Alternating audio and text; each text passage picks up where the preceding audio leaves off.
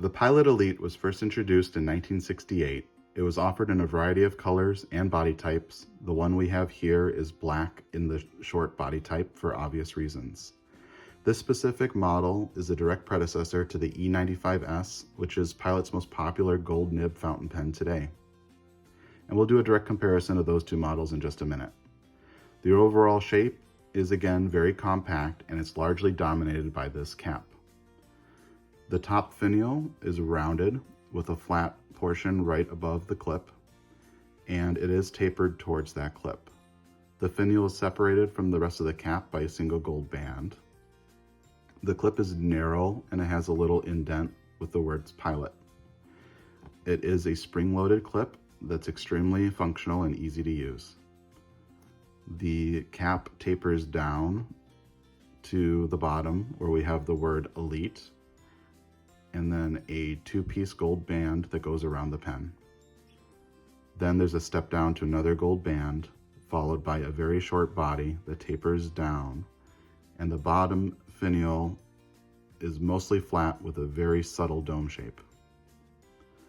The cap pulls off very smoothly to reveal a gold nib. This one is semi-hooded, though they also offered this in inlaid, which is more similar to the E95S. The nib reads 14K585, denoting a 58.5% gold content, Pilot, M for medium, and then we have a date code of H for Hiroshika, 5 for the month of May, and 77 for the year it was produced. The section is long and tapered, and then there's a metal band with a step up that goes back to the body. The pen is very small in the hand, that is not usable for long writing sessions, but luckily the cap does post deeply and securely. It butts up right against that gold band to transform this pen into a full-sized fountain pen. And that ability to transform like this is why this pen was referred to as a long short, or in today's marketing lingo, we call it a pocket pen. The pen is very well balanced, lightweight, and the tapering section allows you to hold it in many different locations. In terms of size comparisons, here's the Pilot Elite. Here's a typical G2 rollerball pen, and your standard Sharpie. And here they are in posted form. At the top of this video, I mentioned that the Elite was offered in several body types. This top one is the Elite in long version, which is a full-size fountain pen. And this bottom one is the modern E95S. The long version has a shorter cap than either of these two, and it has a much longer body that's separated from the finial with a single gold band. The modern day E95S has a thicker finial at the top and bottom, and the clip is a little more streamlined with Pilot at the bottom versus the older versions that have the inset Pilot in the top. All three have Elite prominently noted at the bottom of the cap. The vintage versions have a V shape at the bottom of Elite and nothing on the back, whereas the E95S has it more squared off and Pilot Japan written on the back of the cap. All pens pull to uncap. The E95S has a nice inlaid nib.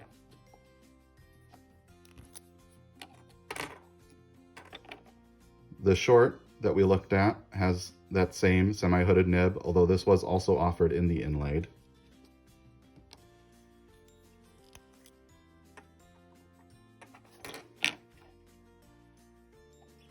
And the long has the same semi-hooded nib as the short.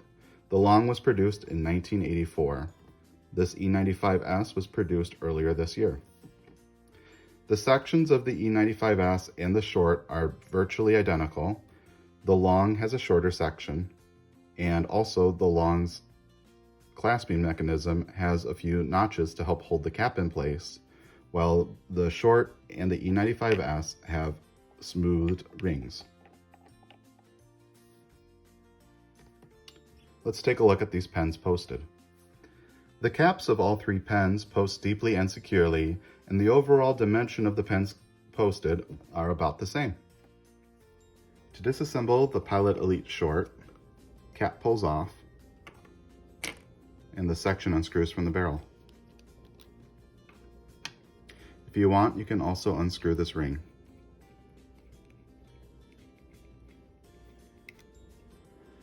The nib and feed do not disassemble from this section, so if you want to clean this out, what you'll need to use is a bulb syringe to push water through. And then there's a collar that can be disassembled from this. The E95S disassembles in a very similar way. However, it appears that this collar does not unscrew from the plastic section. This may be a change that they made from the vintage model, or there's some glue that's holding on the E95S that failed on the vintage model.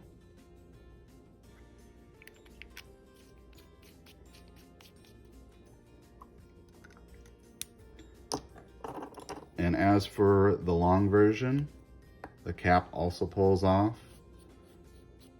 The section unscrews from the barrel.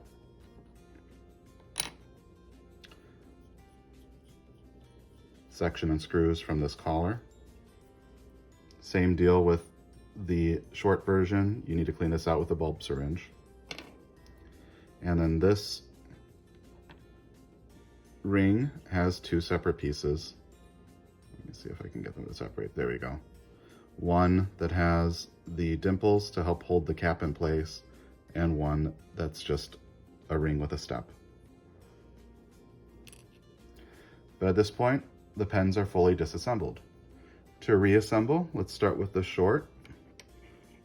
We'll grab the collar and the ring and screw that into the section until it's nice and tight. Next, we'll take the barrel and screw that on, and then the cap just slides into place. For the long, we'll take our collar, we'll take the ring with the step up, followed by the ring with the dimples. That screws on to the section. Then the barrel screws on to the back of that.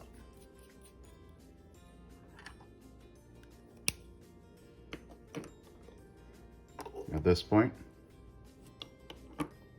we're ready to ink up. All 3 pens fit the Con 40 converter. However, the Con 40 holds a very small ink supply, and it sits so far recessed into this section that you can't see the ink level. So for that reason, I'm going to syringe fill some cartridges. Right now, I'm uncapping each pen and removing the barrels in order to allow the cartridges to be inserted. Let me set that aside. For today, I've selected Iroshizuku Asagao. It's a nice deep blue ink that Pilot makes. I'm using a syringe, draw up some ink, and then using a sample vial, I have 3 cartridges in here, and I'm just going to fill each one up. There's 1, 2,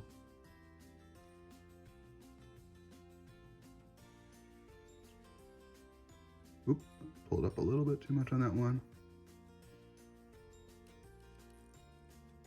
There we go, 3, and I'll eject the remaining amount back into here.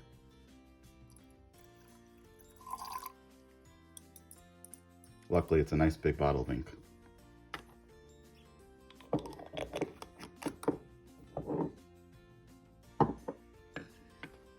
Now we'll go ahead and insert the cartridge into each pen.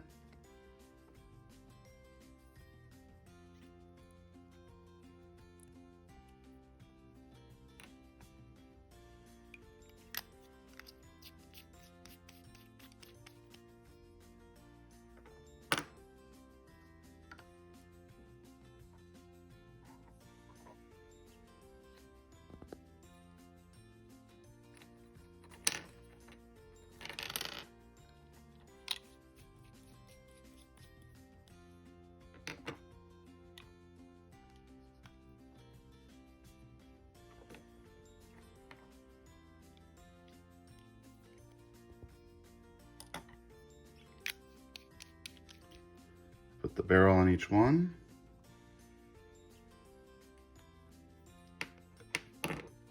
And the caps.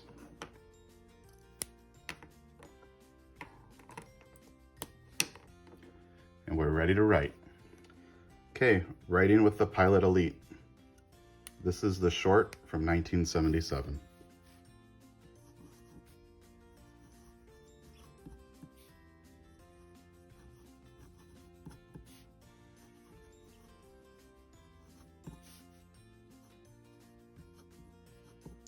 And this one has a medium, 14 karat gold nib. This nib is just about perfect for me. It's extremely smooth with just a hint of feedback, and it lays a line that I would say is very spot on for a medium. In terms of line variation, you can get a little bit if you push it, but it's not by any means a flex nib. And for reverse writing,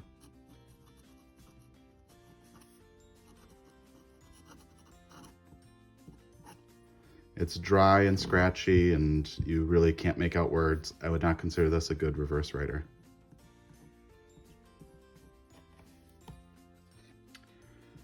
Let's try out the long. The long pulls to uncap. It does post. The cap does post deeply and securely. It does backweight the pen just a hair, so I tend not to write with this one posted.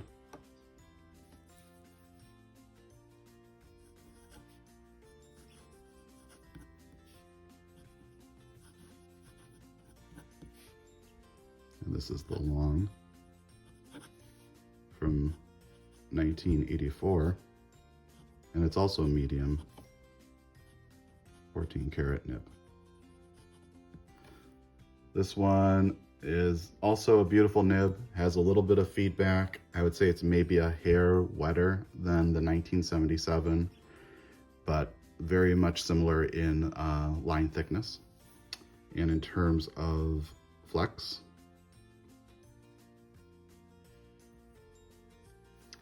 pretty much the same. You can push out a little bit of flex, but it's not really a flex pen. Reverse writing.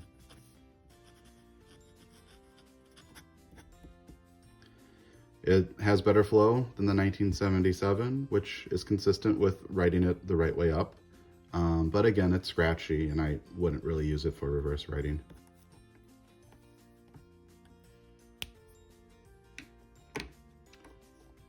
And then lastly, let's take a look at the E95S. This one, just like the short, you're going to want to post it for long writing sessions.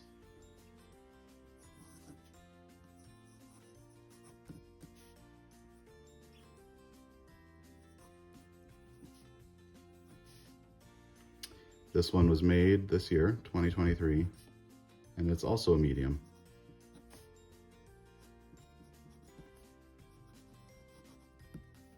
For flex,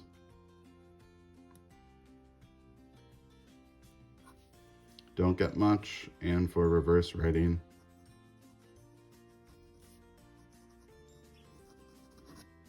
dry, probably the most scratchy of the bunch and the driest of the bunch, so I would say definitely not a reverse writer. So what do I think of the Pilot Elite series? There aren't very many pens that lasted as long as this pen has and has come out in this many variants. It's really a unique pen to collect, not only for the different sizes and colors, but also the different nib options. And if we look at how this nib has compared over the years, going from 1977 to 2023, there really is not much change, which is a testament to Pilot's quality control. The pen itself is a great writer. It's well balanced and lightweight. It's not overly expensive, yet it does look nice and professional. The short version, again, is a little bit too short for long writing. You could use it for quick notes, but luckily that cap does post beautifully. The clipping mechanism, or the capping mechanism, is satisfying. It's a friction fit cap. The long version actually has a clutch, which gives you that positive click that I do enjoy. So if you want that, try and hunt out a long version of this pen. In terms of things that I wish could be improved on this pen, there aren't very many. One item is the hooded and the inlaid nibs. It would be nice if they offered one that was removable so that you could clean and swap these nibs. The section is really comfortable, but perhaps a little bit longer than necessary. If they shortened up that section, they might be able to fit the Con 40 easier. This one actually, you can fit the Con 40 in and still see the ink level. I just really am not a huge fan of the Con 40. I'd rather use the Con 70, and unfortunately the barrel is a little bit too narrow to fit the Con 70 on the long version.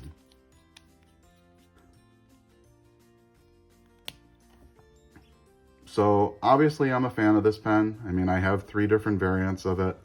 I would say that it is a fantastic pen for anyone that's just starting to get into 14 karat gold nibs, or are looking to form a collection of vintage pens. It's very affordable and widely available. So that just leaves me to say,